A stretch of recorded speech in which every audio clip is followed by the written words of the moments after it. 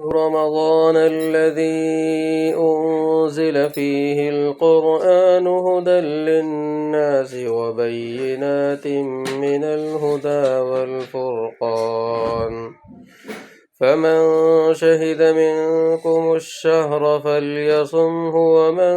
كان مريضا أو على سفر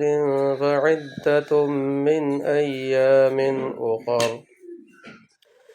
يريد الله بكم اليسر ولا يريد بكم العسر ولتكملوا العدة ولتكبروا الله على ما هداكم ولعلكم تشكرون. شهر رمضان الذي أنزل فيه القرآن هدى للناس وبينات من الهدى والفرقان